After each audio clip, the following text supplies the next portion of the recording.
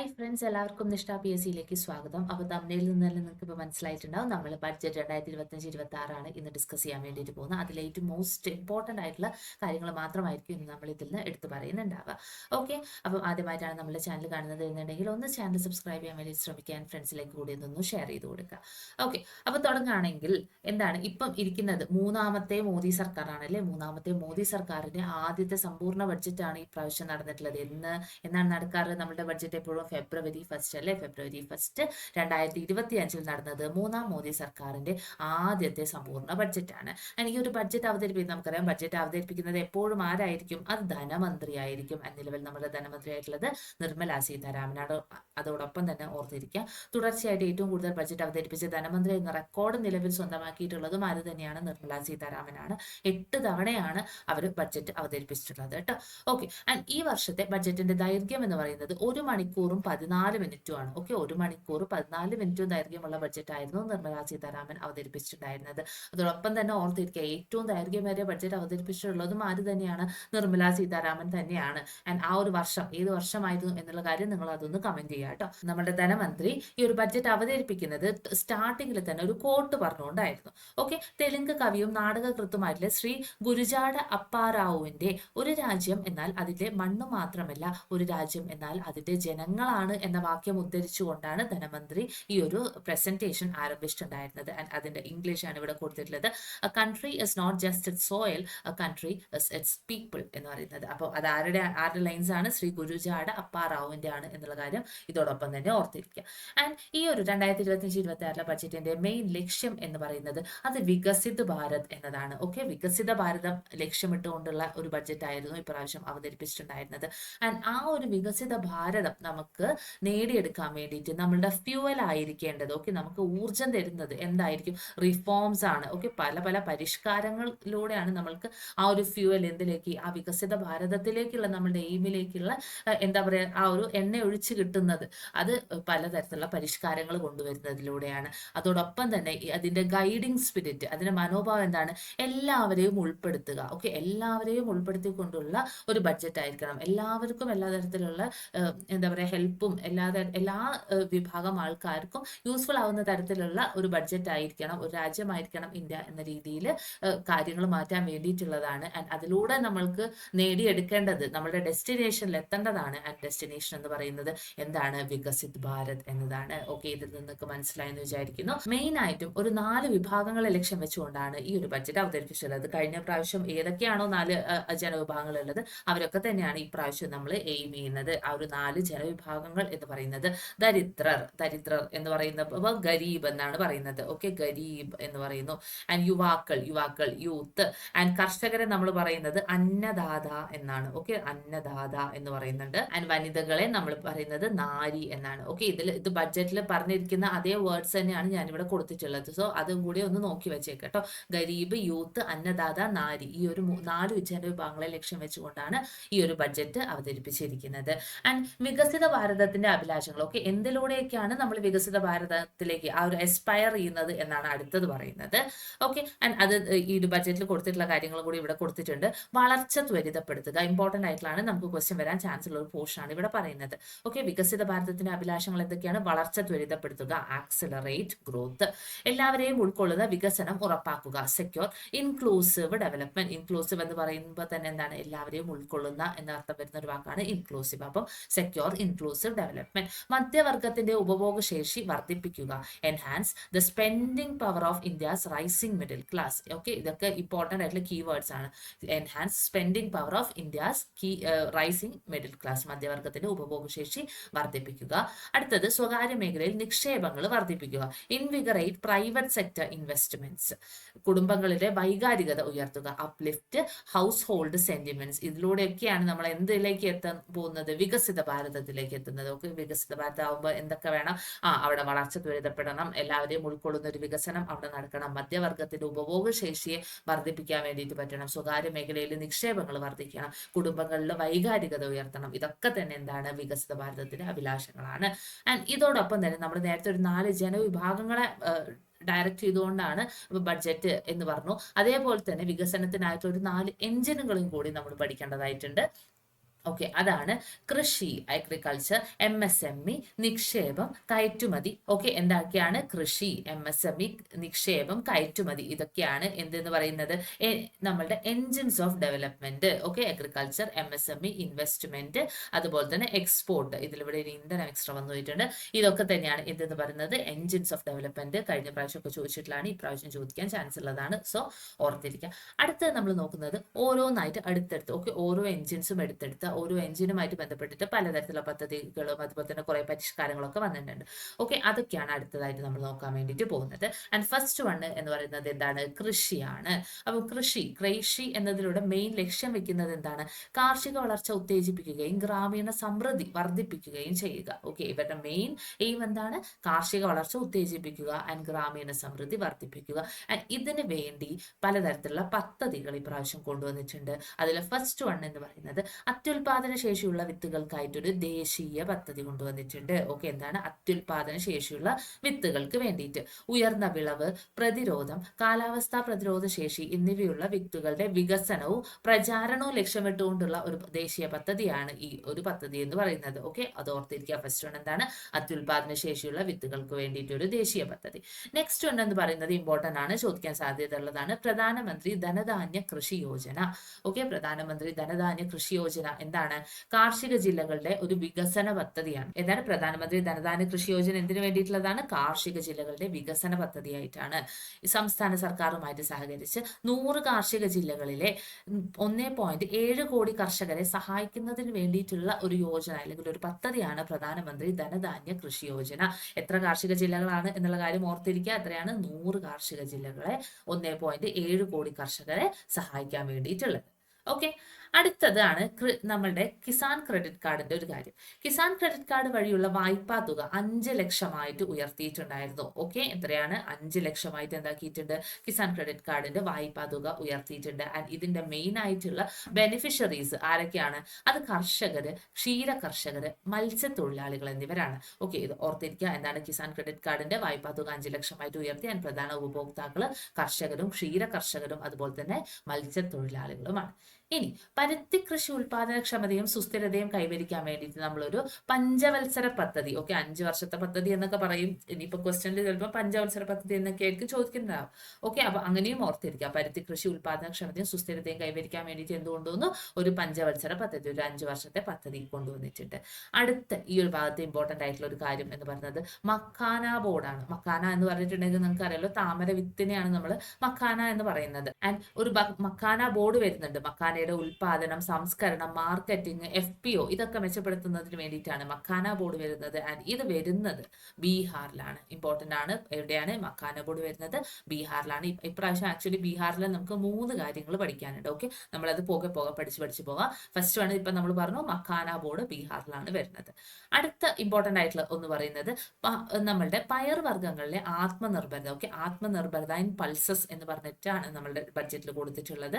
Main ആയിട്ടും ഒരു 3 പയർവർഗ്ഗങ്ങളുടെയാണ് ഇവിടെ ശ്രദ്ധ കേന്ദ്രീകരിക്കുന്നത്. ഓക്കെ, തുവരപ്പരിപ്പ്, ഉഴുന്ന്, മസൂർ ദാൽ. ഓക്കെ, തുവരപ്പരിപ്പ്, ഉഴുന്ന്, മസൂർ ദാൽ എന്നിവയ്ക്ക് പ്രത്യേക ശ്രദ്ധ നൽകാനുള്ള ഒരു 6 വർഷ പദ്ധതിയാണ് ഈ ഒരു ആത്മനിർഭരതയിലേക്ക് നമ്മളെ നയിക്കുന്നത് എന്ന് പറയുന്നത്. ഓക്കെ, 3 ധാന്യങ്ങൾ, 6 വർഷത്തെ പദ്ധതി, തുവര, ഉഴുന്ന്, മസൂർ.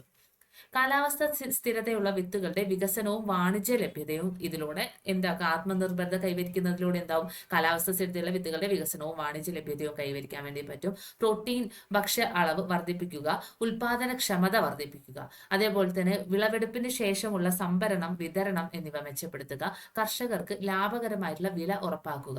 ഓക്കെ, ഇതൊക്കെയാണ് ഈ ഒരു ആത്മനിർഭരത എന്നതിലൂടെ നമ്മൾ എയിം ചെയ്യാൻ വേണ്ടിയിട്ട് പോകുന്നത് കേട്ടോ. ഇമ്പോർട്ടന്റ് ആണ്. ഇത്രയും കാര്യങ്ങൾ എന്തായാലും ഒന്ന് നോക്കി വെച്ചേക്കുക. അടുത്തത് എന്ന് പറയുന്നത് ഗ്രാമീണ സമ്പദ് വ്യവസ്ഥയെ ഉത്തേജകമാകുന്ന ഇന്ത്യൻ പോസ്റ്റ് ഓഫീസ് പരിഷ്കാരങ്ങളാണ്. പോസ്റ്റ് എന്നാണ്, ഇന്ത്യൻ പോസ്റ്റ് ഓഫീസ് പരിഷ്കാരങ്ങൾ. ഓക്കെ, ഗ്രാമീണ സമ്പദ് വ്യവസ്ഥയെ ഉത്തേജകമാകുന്ന പോസ്റ്റ് ഓഫീസ് പരിഷ്കാരങ്ങൾ. ഫസ്റ്റ് വൺ എന്ന് പറയുന്നത് ഗ്രാമീണ കമ്മ്യൂണിറ്റി ഹബ്ബ് സ്ഥാപിക്കുക. ഓക്കെ, ഫസ്റ്റ് വൺ എന്താണ്, ഗ്രാമീണ കമ്മ്യൂണിറ്റി ഹബ്ബ് സ്ഥാപിക്കുക. സ്ഥാപന അക്കൗണ്ട് സേവനങ്ങൾ, DBT, cash out, EMI pickup, ഈ ടേംസ് ഒക്കെ അതുപോലെ തന്നെ പഠിച്ചു വെക്കുക. DBT എന്നൊക്കെ പറഞ്ഞിട്ടുണ്ടെങ്കിൽ അത് ഡയറക്റ്റ് ബെനിഫിറ്റ് ട്രാൻസ്ഫർ ആണ്. Okay, direct benefit transfer. അത് നമുക്ക് ഞാൻ സിമ്പിൾ ആയിട്ട് പറയുകയാണെങ്കിൽ നമ്മളുടെ ഈ LPGയുടെ ഒക്കെ സബ്സിഡികൾ നമുക്ക് പണ്ട് കിട്ടുമായിരുന്നല്ലോ, നമ്മുടെ ബാങ്ക് അക്കൗണ്ടിലേക്ക് ഡയറക്റ്റ് ആയിട്ട് അയച്ചു കിട്ടുകയായിരുന്നു ചെയ്തിരുന്നത്. അതായത് ഇടയിൽ ഒരു ഇന്റർമീഡിയറി ഒന്നും ഇല്ലാതെ ഗവൺമെന്റ് നേരിട്ട് ജനങ്ങളിലേക്ക് എത്തിക്കുന്ന ഫണ്ട് ട്രാൻസ്ഫറിനെയാണ് നമ്മൾ ഡയറക്റ്റ് ബെനിഫിറ്റ് ട്രാൻസ്ഫർ എന്ന് പറയുന്നത്. അപ്പൊ DBT, cash out, EMI pickup, ഇതൊക്കെ പുതിയ പരിഷ്കാരങ്ങളാണ്. അതുപോലെ തന്നെ ഇൻഷുറൻസ്, അസിസ്റ്റഡ് ഡിജിറ്റൽ സേവനങ്ങൾ. ഓക്കെ, ഇത്രയും കാര്യങ്ങൾ എന്താണ് ഇന്ത്യൻ പോസ്റ്റ് ഓഫീസ് പരിഷ്കാരങ്ങളിലാണ് പറയുന്നത്. ഗ്രാമീണ കമ്മ്യൂണിറ്റി ഹബ്ബ് സ്ഥാപിക്കുക, സ്ഥാപന അക്കൗണ്ട് സേവനങ്ങൾ, DBT, cash out, EMI pickup, insurance, assisted digital services. Okay, അപ്പൊ ഇത്രയും കാര്യങ്ങളാണ് ഓക്കെ നമ്മുടെ അഗ്രികൾച്ചറുമായി ബന്ധപ്പെട്ടിട്ട് നമ്മുടെ ബഡ്ജറ്റിൽ ഉണ്ടായിരുന്ന കാര്യങ്ങളാണ് ഇവിടെ എല്ലാം കൊടുത്തിട്ടുണ്ട്. പ്രൈം മിനിസ്റ്റേഴ്സ് ധാന്യ കൃഷി യോജന എന്ന് പറഞ്ഞിട്ട് കൊടുത്തിട്ടുണ്ട്. അതുപോലെ തന്നെ mission for cotton productivity, makhana board in Bihar, national mission on high yielding seeds, അത്യുൽപാദന ശേഷിയുള്ള വിത്തിനങ്ങളുടെ കാര്യം, എൻഹാൻസ്ഡ് ക്രെഡിറ്റ് ത്രൂ KCC, നമ്മൾ KCCയുടെ കാര്യങ്ങളൊക്കെ നേരത്തെ പറഞ്ഞു. അതുപോലെ തന്നെ Aatmanirbharta in pulses, launch of 6-year mission with special focus on tur, urad and masoor dal, Indian post as a catalyst for the rural economy. ഇത്രയും കാര്യങ്ങൾ ഇവിടെ പറഞ്ഞു പോയിട്ടുണ്ട്. ഓക്കെ, അത്രയും കാര്യങ്ങളാണ് കൃഷിനെ കുറിച്ചിട്ടുള്ളത്. രണ്ടാമത്തെ എഞ്ചിൻ ഏതായിരുന്നു? രണ്ടാമത്തെ എഞ്ചിൻ ആയിരുന്നു MSME അല്ലെ, micro small and medium enterprises. Okay, micro small and medium enterprises എന്നതാണ് MSME എന്ന് പറയുന്നത്. MSMEയുടെ ലക്ഷ്യം എന്താണ്? MSME പിന്തുണയ്ക്കുക, മേക്ക് ഇൻ ഇന്ത്യ പ്രോത്സാഹിപ്പിക്കുക. ഓക്കെ, എന്താണ് മേക്ക് ഇൻ ഇന്ത്യയെ പ്രോത്സാഹിപ്പിക്കുക എന്നതാണ് മെയിൻ ആയിട്ടുള്ള MSMEയുടെ ഒരു ലക്ഷ്യം എന്ന് പറയുന്നത്. അതിന് കീഴിൽ വന്നിട്ടുള്ള പുതിയ പരിഷ്കാരങ്ങൾ, പദ്ധതികളൊക്കെയാണ് നെക്സ്റ്റ് നമ്മൾ നോക്കുന്നത്. ഫസ്റ്റ് വൺ എന്ന് പറയുന്നത് സൂക്ഷ്മ സംരംഭങ്ങൾക്ക് ക്രെഡിറ്റ് കാർഡുകൾ. ഓക്കെ, മൈക്രോ സംരംഭങ്ങൾ. ഓക്കെ, മൈക്രോ സംരംഭങ്ങൾക്ക് എന്താണ്? ക്രെഡിറ്റ് കാർഡുകളാണ്. ഉദ്യം പോർട്ടലിൽ രജിസ്റ്റർ ചെയ്തിട്ടുള്ള മൈക്രോ സംരംഭങ്ങൾക്ക് 5 ലക്ഷം രൂപ പരിധിയുള്ള കസ്റ്റമൈസ്ഡ് ക്രെഡിറ്റ് കാർഡുകൾ വിതരണം ചെയ്യും. ആദ്യ വർഷം അത്തരം 10 ലക്ഷം കാർഡുകൾ വിതരണം ചെയ്യുക എന്നതാണ് ലക്ഷ്യമിട്ടിരിക്കുന്നത്. ഓക്കെ, ഏത് പോർട്ടലാണ് എന്നുള്ള കാര്യം നോക്കുക. ഉദ്യം പോർട്ടലിൽ രജിസ്റ്റർ ചെയ്തിട്ടുള്ള മൈക്രോ സംരംഭകർക്ക് എത്ര രൂപ പരിധിയുള്ള കസ്റ്റമൈസ്ഡ് ക്രെഡിറ്റ് കാർഡ്സ് ആണ്? 5 ലക്ഷം രൂപ പരിധിയുള്ള കസ്റ്റമൈസ്ഡ് ക്രെഡിറ്റ് കാർഡ്സ് ആണ് വിതരണം ചെയ്യാൻ വേണ്ടിയിട്ട് പോകുന്നത്. ഫസ്റ്റ് ഇയറിൽ തന്നെ ഏകദേശം 10 ലക്ഷം കാർഡുകൾ വിതരണം ചെയ്യും എന്നതാണ് ഇവരെ ലക്ഷ്യമിടുന്നത്. അടുത്തതെന്ന് പറയുന്നത് പുതുതായിട്ട് സംരംഭം ആരംഭിക്കുന്ന സ്ത്രീകൾ, SC/ST വിഭാഗം എന്നിവയിൽപ്പെട്ട 5 ലക്ഷം പേർക്ക് 5 വർഷത്തിനുള്ളിൽ 2 കോടി രൂപ വരെ ടേം ലോൺ നൽകുന്ന ഒരു പദ്ധതിയാണ്. എന്താ നമ്മൾ പറഞ്ഞത്? സ്ത്രീകള്, അതുപോലെ തന്നെ SC/ST എന്നിവ വിഭാഗത്തിൽ പെട്ടിട്ടുള്ള 5 ലക്ഷം പേർക്ക് 5 വർഷം കൊണ്ട് 2 കോടി രൂപയുടെ ടേം ലോൺ കൊടുക്കുന്ന പദ്ധതിയാണ് അടുത്തത്. ഓക്കെ, ഈ MSMEയെ പിന്തുണയ്ക്കാൻ വേണ്ടിയിട്ടുള്ള രണ്ടാമത്തെ ഒരു പദ്ധതി എന്ന് പറയുന്നത്. ഓക്കെ, ഇനി നിർമ്മാണ ദൗത്യത്തിൽ ശ്രദ്ധ കേന്ദ്രീകരിക്കേണ്ട മേഖലകളാണ് അടുത്ത് പറഞ്ഞിട്ടുള്ളത്. ഓക്കെ, നിർമ്മാണ മേഖലയിൽ എന്തൊക്കെയാണ് കേന്ദ്രീകരിക്കേണ്ട മേഖലകളായിട്ട് ഇവിടെ പറഞ്ഞിട്ടുള്ളത്? ഊർജ്ജസ്വലമായിട്ടുള്ള ഒരു MSME മേഖല വേണം. ഓക്കെ, ഊർജ്ജസ്വലമായിട്ടുള്ള ഒരു MSME വേണം. ചെലവ് കുറഞ്ഞതും എളുപ്പവുമായിട്ടുള്ള ബിസിനസ്സുകൾ. ഓക്കെ, ചെലവ് കുറഞ്ഞതും എളുപ്പവുമായിട്ടുള്ള ബിസിനസ്സുകളാണ് നമുക്ക് ഈ ഒരു MSMEയിൽ മെയിൻ ആയിട്ട് വേണ്ടത്. അതുപോലെ തന്നെ ഇൻ ഡിമാൻഡ് ജോലിക്കായിട്ട് തൊഴിലാളികളെ സജ്ജരാക്കുക. ഇൻ ഡിമാൻഡ് ജോലി എന്നൊക്കെ പറഞ്ഞിട്ടുണ്ടെങ്കിൽ എന്താണ്?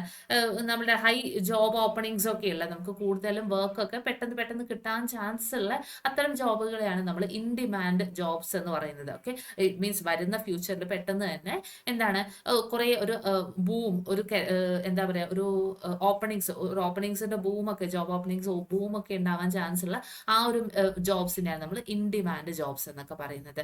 ആൻഡ് ഈ ഒരു ജോബ്സിന് വേണ്ടിയിട്ട് തൊഴിലാളികളെ സജ്ജരാക്കുക.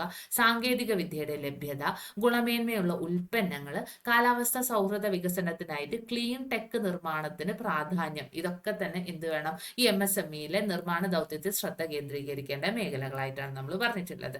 ഓക്കെ, അതുപോലെ അടുത്തതാണ് തൊഴിൽ തീവ്ര മേഖലകളിൽ വന്നിട്ടുള്ള പുതിയ നടപടികൾ. ആൻഡ് ഫസ്റ്റ് വൺ ആണ് focus product scheme. Okay, focus product scheme എന്താണ്? പാദരക്ഷ, തുകൽ മേഖലയിൽ 22 ലക്ഷം പേർക്ക് തൊഴിലവസരങ്ങൾ നൽകുന്നതിന് വേണ്ടിയിട്ടുള്ള ഒരു സ്കീമാണ് ഫോക്കസ് പ്രോഡക്റ്റ് സ്കീം. അപ്പം ഏതൊക്കെ മേഖലകളാണ്? പാദരക്ഷയിലും അതുപോലെ തന്നെ തുകൽ മേഖലയിലുമുള്ള 22 ലക്ഷം പേർക്ക് തൊഴിൽ നൽകുന്ന ആ ഒരു സ്കീം, അതാണ് ഫോക്കസ് പ്രോഡക്റ്റ് സ്കീം എന്ന് പറയുന്നത്. ഇനി കളിപ്പാട്ട നിർമ്മാണവുമായി ബന്ധപ്പെട്ടിട്ട് മെയ്ഡ് ഇൻ ഇന്ത്യ ബ്രാൻഡ് പ്രോത്സാഹിപ്പിക്കുക. ഓക്കെ, കളിപ്പാട്ടങ്ങൾ നമുക്ക് നോക്കിയിട്ടുണ്ടെങ്കിൽ മെയിൻ ആയിട്ട് നമുക്ക് കാണാൻ പറ്റും, അധികവും നമുക്ക് ഈ മെയ്ഡ് ഇൻ ചൈനയും കാര്യങ്ങളൊക്കെ ആയിരിക്കും കാണാൻ പറ്റുന്നുണ്ടാവുക. അതിൽ നിന്നൊരു മാറ്റം കൊണ്ടുവന്ന് കളിപ്പാട്ട നിർമ്മാണ മേഖലയിൽ കൂടുതലായിട്ട് മെയ്ഡ് ഇൻ ഇന്ത്യ ബ്രാൻഡ് നമ്മൾ പ്രോത്സാഹിപ്പിക്കുക. ആൻഡ് നേരത്തെ നമ്മൾ പറഞ്ഞു ബീഹാറിൽ എന്ത് വന്നിട്ടുണ്ടായിരുന്നു? ഒരു മക്കാന ബോർഡ് വന്നു എന്ന് പറഞ്ഞു. അതുപോലെ നെക്സ്റ്റ് വന്നു എന്നല്ല, വരും എന്ന് പറഞ്ഞു. ഇനി നെക്സ്റ്റ് ആയിട്ട് ബീഹാറിൽ വരാൻ പോകുന്നത് national institute of food technology. Okay, അപ്പൊ രണ്ട് കാര്യങ്ങൾ, രണ്ട് ഫുഡുമായിട്ട് ബന്ധപ്പെട്ടിട്ടുള്ളതാണ്. ഒന്ന് മക്കാന തെലങ്കാന ബോർഡാണ്. അടുത്തത് ഇപ്പൊ എന്താണ്, നാഷണൽ ഇൻസ്റ്റിറ്റ്യൂട്ട് ഓഫ് ഫുഡ് ടെക്നോളജിയാണ്. ഇത് രണ്ടും വരുന്നത് ബീഹാറിലാണ്. ഓക്കെ, അപ്പൊ MSMEയുമായിട്ട് ബന്ധപ്പെട്ട്, ഓക്കെ, രണ്ടാമത്തെ എഞ്ചിനായിട്ടുള്ള MSMEയുമായിട്ട് ബന്ധപ്പെട്ടിട്ടുള്ള കാര്യങ്ങൾ ഇത്രയുമാണ്. ഇനി മൂന്നാമത്തതാണ് നിക്ഷേപം. അവിടെ നമുക്ക് കുറച്ച് കാര്യങ്ങൾ അധികമായിട്ട് പഠിക്കാനുണ്ട് കേട്ടോ. ഫസ്റ്റ് ഉണ്ട് നിക്ഷേപത്തിൽ. ഫസ്റ്റ് പറയുന്നത് സക്ഷം അംഗനവാടികളും പോർഷൻ 2.0. ഓക്കെ, സക്ഷം അംഗനവാടികൾ പോർഷൻ 2.0. ഇത് രണ്ടും എന്ന് പറയുന്നത് സംയോജിത പോഷകാഹാര പരിപാടിയാണ്. അതായത് നമ്മളുടെ പ്രായപൂർത്തിയായിട്ടുള്ള പെൺകുട്ടികള്, അതുപോലെ നമ്മുടെ മുലയൂട്ടുന്ന അമ്മമാര്, ചെറിയ കുട്ടികൾക്ക്, അങ്ങനെയുള്ളവർക്കൊക്കെ ആവശ്യമായിട്ടുള്ള പോഷകാഹാരം ലഭ്യമാക്കി കൊടുക്കുന്ന ഒരു പദ്ധതിയാണ് പോഷൻ 2.0, അതേപോലെ തന്നെ സക്ഷം അംഗനവാടി എന്നൊക്കെ പറയുന്നത് കേട്ടോ. ഓക്കെ, അപ്പൊ അതിൽ മെയിൻ കുറച്ച് ഡെവലപ്മെന്റ്സും അതിലേക്ക് കുറെ നിക്ഷേപവും കാര്യങ്ങളൊക്കെ ഇപ്രാവശ്യം നമ്മൾ മാറ്റിവെച്ചിട്ടുണ്ട്. അടുത്തത് രാജ്യത്തിലെ 5 IITകളുടെ സമഗ്ര വികസനത്തിനായിട്ട് നിക്ഷേപം നടത്തിയിട്ടുണ്ട്. ഓക്കെ, രാജ്യത്തെ 5 IITകളുടെ സമഗ്ര വികസനം. നമുക്ക് ഓർത്തിരിക്കേണ്ട ഒരു കാര്യം എന്ന് പറയുന്നത് പാലക്കാട് IITയും ഈ ഒരു 5 IITസിൽ പെടുന്നതാണ്. അതിന്റെയും സമഗ്ര വികസനത്തിന് വേണ്ടിയിട്ട് ഫണ്ട് നമ്മൾ കൊടുക്കുന്നുണ്ട്, മീൻസ് ഇറക്കുന്നുണ്ട്. അടുത്തത് രാജ്യത്ത് 5 മികവിന്റെ കേന്ദ്രങ്ങൾ. ഓക്കെ, 5 IITകളുടെ സമഗ്ര വികസനം, 5 മികവിന്റെ കേന്ദ്രങ്ങൾ വരുന്നുണ്ട്. 500 കോടി ചെലവിൽ വിദ്യാഭ്യാസ മേഖലയിൽ നിർമ്മിത ബുദ്ധി ഉപയോഗത്തിനായിട്ട് മികവിന്റെ കേന്ദ്രങ്ങൾ കൊണ്ടുവരും. ഓക്കെ, എന്താണ് 500 കോടി ചെലവിൽ വിദ്യാഭ്യാസ മേഖലയിൽ നിർമ്മിത ബുദ്ധി ഉപയോഗത്തിന് വേണ്ടിയിട്ട്, ഓക്കെ, AI ഉപയോഗത്തിന് വേണ്ടിയിട്ട് മികവിന്റെ കേന്ദ്രങ്ങൾ കൊണ്ടുവരുന്നുണ്ട്. നെക്സ്റ്റ് എന്ന് പറയുന്നത് ഭാരത് നെറ്റ് പദ്ധതിയുടെ കീഴിൽ ഗ്രാമപ്രദേശത്തെ എല്ലാ സെക്കൻഡറി സ്കൂളുകളിലും പ്രാഥമിക ആരോഗ്യ കേന്ദ്രങ്ങളിലും ബ്രോഡ്ബാൻഡ് കണക്ടിവിറ്റി. ഏത് പദ്ധതി പ്രകാരം? ഭാരത് നെറ്റ് പദ്ധതി പ്രകാരം. എവിടെ? ഗ്രാമപ്രദേശങ്ങളിലെ എല്ലാ സെക്കൻഡറി സ്കൂൾസും അതുപോലെ തന്നെ പ്രാഥമിക ആരോഗ്യ കേന്ദ്രങ്ങളും. രണ്ടും രണ്ട് തരാണ്. ഒന്ന് സ്കൂളാണ്, ഒന്ന് ഹെൽത്ത് സെന്റർ ആണ് കേട്ടോ, പ്രൈമറി ഹെൽത്ത് സെന്റർ. ഈ രണ്ട് പ്രദേശങ്ങളിലും ബ്രോഡ്ബാൻഡ് കണക്ടിവിറ്റി ലഭ്യമാക്കുക. എല്ലാ ജില്ലാ ആശുപത്രികളിലും day care cancer centres important ആണ്. എല്ലാ ജില്ലാ ആശുപത്രികളിലും എന്ത് വേണം? ഡേ കെയർ ക്യാൻസർ സെന്റേഴ്സ് വരും. അടുത്ത ഒരു പദ്ധതി ഇപ്രാവശ്യം വന്നിട്ടുള്ളത് ആണ് ഭാരതീയ ഭാഷാ പുസ്തക പദ്ധതി. സിമ്പിൾ ആണ്. സ്കൂൾ ഉന്നത വിദ്യാഭ്യാസ തലത്തിൽ ഡിജിറ്റൽ രൂപത്തിലുള്ള ഇന്ത്യൻ ഭാഷാ പുസ്തകങ്ങൾ നൽകുന്ന പദ്ധതി. നമ്മുടെ പുരാതനമായിട്ടുള്ള ബുക്കുകളും അതുപോലെ അങ്ങനെ മീൻസ് അങ്ങനത്തെ കുറച്ച് പൈതൃകപരമായിട്ടുള്ള ബുക്കുകളും അങ്ങനെയുള്ളതൊക്കെ ഡിജിറ്റൽ രൂപത്തിൽ ഇന്ത്യൻ ഭാഷയിൽ തന്നെ പുസ്തകങ്ങൾ നൽകുന്നതാണ് ഭാരതീയ ഭാഷാ പുസ്തക പദ്ധതി എന്ന് പറയുന്നത്. ഓക്കെ, ഇമ്പോർട്ടന്റ് ആണ്, അത് നോക്കി വെക്കാം കേട്ടോ. അതുപോലെ തന്നെ അടുത്ത 5 വർഷത്തിനുള്ളിൽ എല്ലാ സർക്കാർ സ്കൂളുകളിലും 50,000 അഡൽ ടിങ്കർ ലാബുകളൊക്കെ എല്ലാ സർക്കാർ സ്കൂളുകളിലുമായിട്ട് ഏകദേശം 50,000 അഡൽ ടിങ്കറിംഗ് ലാബുകൾ വരും എന്ന് നമ്മൾ പറയുന്നുണ്ട്. ഓക്കെ, ഇനി മെഡിക്കൽ സീറ്റുകളുടെ എണ്ണം 10,000 കൂട്ടിയിട്ടുണ്ട്. ഓക്കെ, 10,000 മെഡിക്കൽ സീറ്റുകൾ കൂടി കൂട്ടിയിട്ടുണ്ട്. ഇനി എൻട്രൻസ് എഴുതുന്നവരുടെ എണ്ണവും കാര്യമൊക്കെ കൂടും.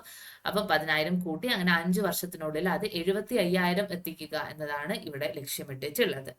അടുത്ത ഒരു പദ്ധതി എന്ന് പറയുന്നത് PM സ്വനിധി പദ്ധതിയാണ്. നമുക്കറിയാം PM സ്വനിധി പദ്ധതി എന്ത് വേണ്ടിയിട്ടുള്ളതായിരുന്നു? തെരുവ് കച്ചവടക്കാരുടെ സമഗ്ര വികസനത്തിന് വേണ്ടിയിട്ട് നമ്മൾ ലോണും കാര്യങ്ങളൊക്കെ കൊടുക്കുന്ന ഒരു പദ്ധതിയായിരുന്നു PM സ്വനിധി പദ്ധതി എന്ന് പറയുന്നത്.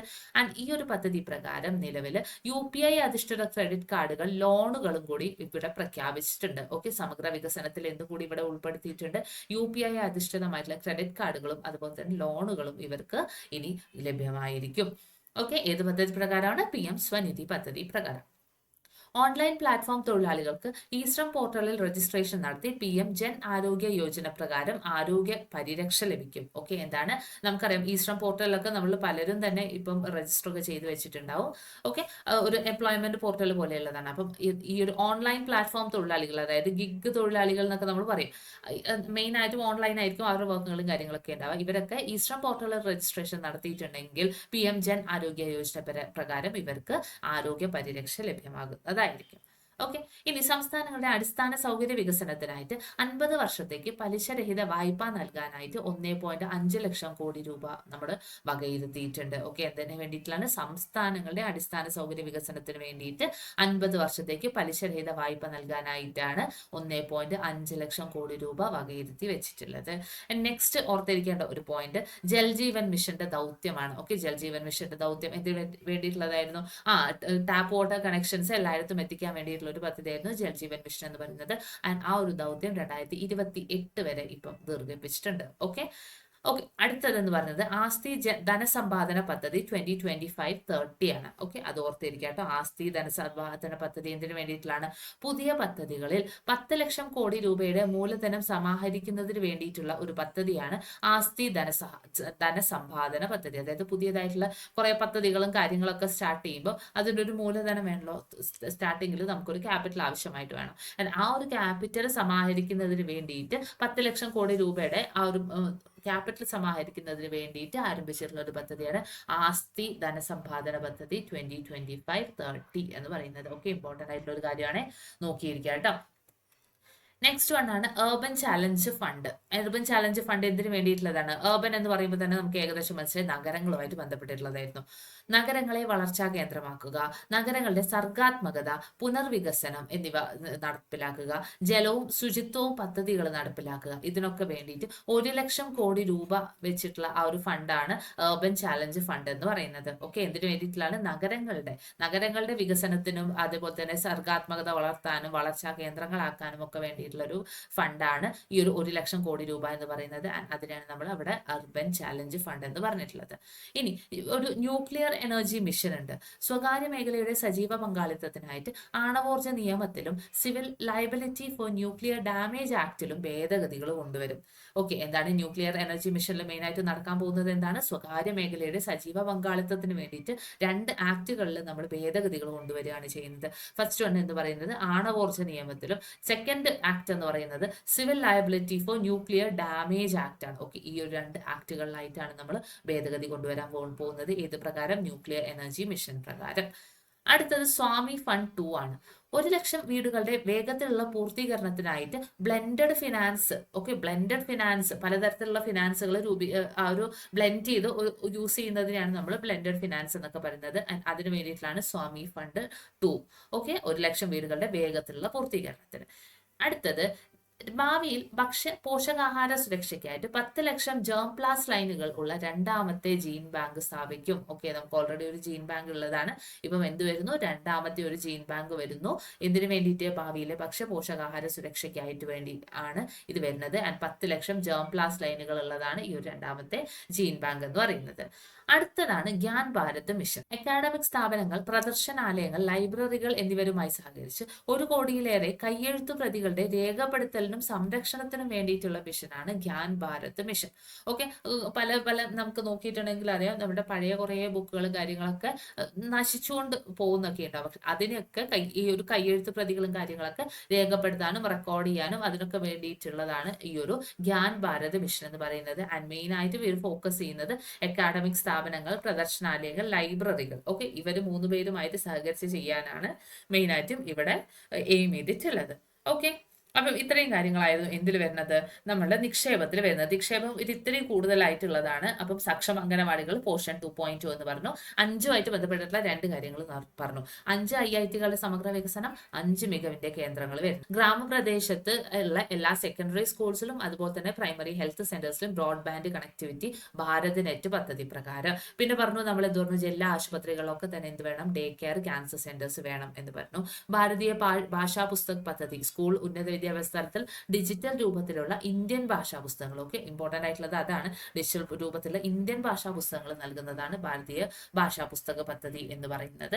പിന്നെ നമ്മൾ പറഞ്ഞു സ്വനിധി പ്രകാരം എന്ത് വന്നു? UPI അധിഷ്ഠിത ക്രെഡിറ്റ് കാർഡ്സും ലോണുകളും ഈ തെരുവ് കച്ചവടക്കാർക്ക് ലഭ്യമാക്കാൻ വേണ്ടി പോവാണ്.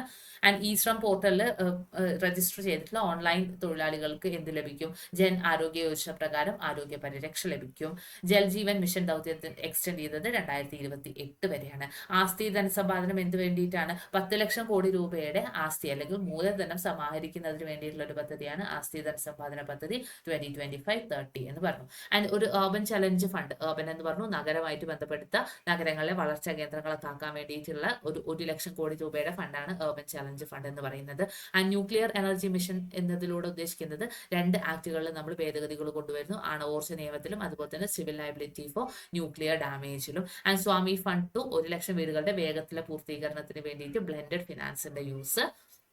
രണ്ടാമതൊരു ജീൻ ബാങ്ക് വരുന്നുണ്ട്. ഗ്യാൻ ഭാരത് മിഷൻ എന്താണ്, കൈയെഴുത്ത് പ്രതികളുടെ രേഖപ്പെടുത്തലിനും സംരക്ഷണത്തിനും വേണ്ടിയിട്ടുള്ളതായിരുന്നു ഈ ഒരു ഗ്യാൻ ഭാരത് മിഷൻ എന്ന് പറയുന്നത്.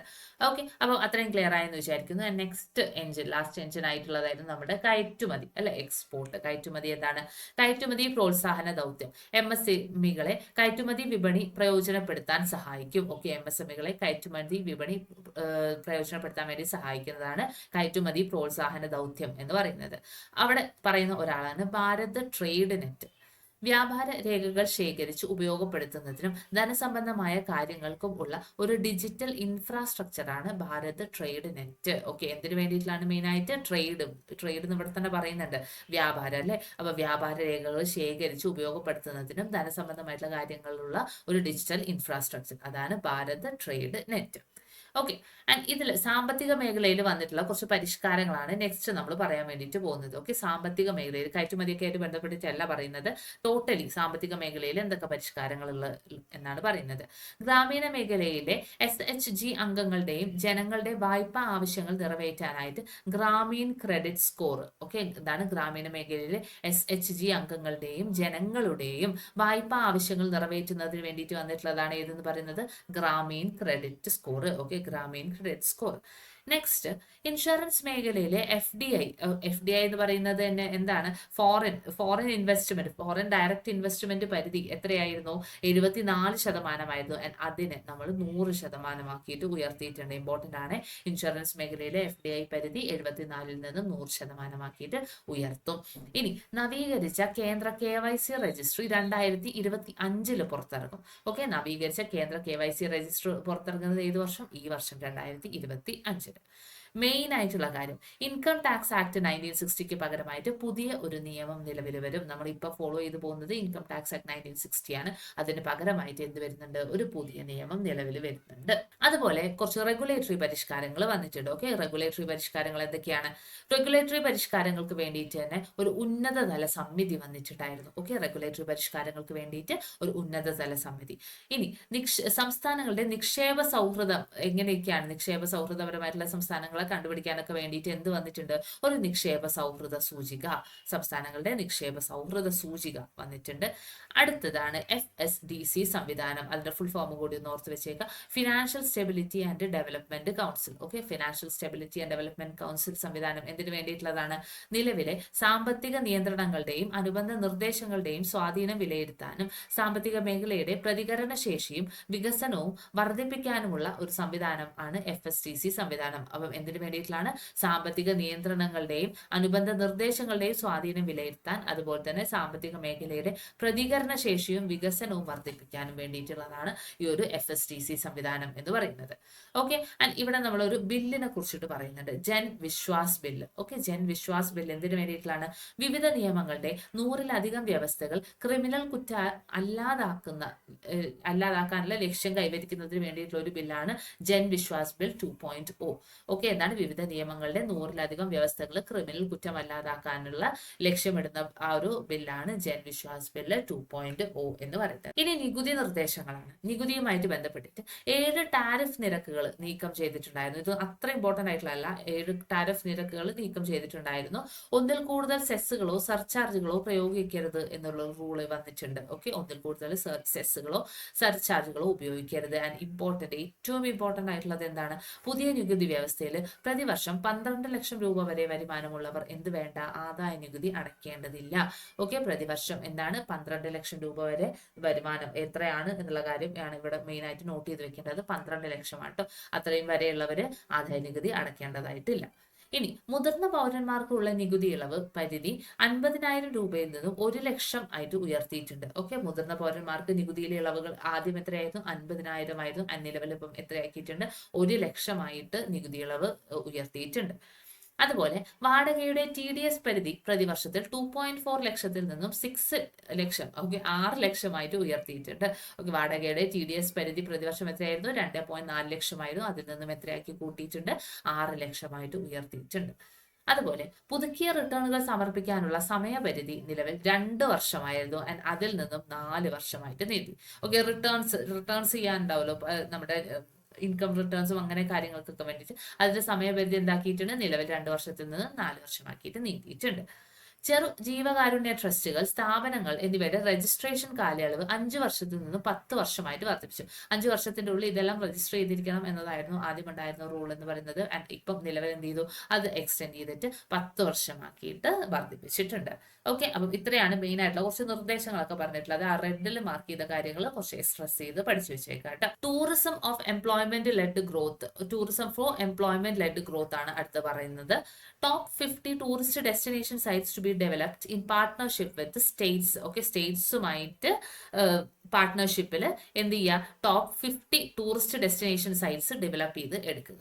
അതുപോലെ തന്നെ introducing streamlined e visa facilities. Okay, streamlined e visa facilities എല്ലാം ഇൻട്രൊഡ്യൂസ് ചെയ്യുക. Intensive skill development programs for യൂത്തിന് ആവശ്യമായിട്ടുള്ള സ്കിൽ ഡെവലപ്മെന്റ് പ്രോഗ്രാംസ് ഒക്കെ പ്രൊവൈഡ് ചെയ്യുക.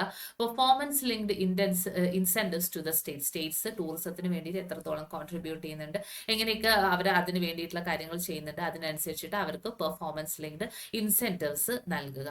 മുദ്ര ലോൺസ് ഫോർ ഹോം സ്റ്റേസ്, മുദ്ര ലോൺസിനെ കുറിച്ചൊക്കെ നമ്മൾ പലപ്പോഴായിട്ട് പഠിച്ചിട്ടുള്ളതാണ്. ഹോം സ്റ്റേ പ്രൊവൈഡ് ചെയ്യുന്ന ആൾക്കാർക്ക് എന്ത് കൊടുക്കുക, മുദ്ര ലോൺസ് പ്രൊവൈഡ് ചെയ്യുക. Ease of travel and connectivity to tourist destinations provide ചെയ്യുക. Okay, ease to travel and connectivity tourist ഡെസ്റ്റിനേഷൻസിലേക്ക് പ്രൊവൈഡ് ചെയ്യുക. അത്രയും കാര്യങ്ങളാണ് ടൂറിസവുമായിട്ട് ബന്ധപ്പെടുത്തിട്ട് നമ്മൾ പറഞ്ഞിട്ടുള്ളത്.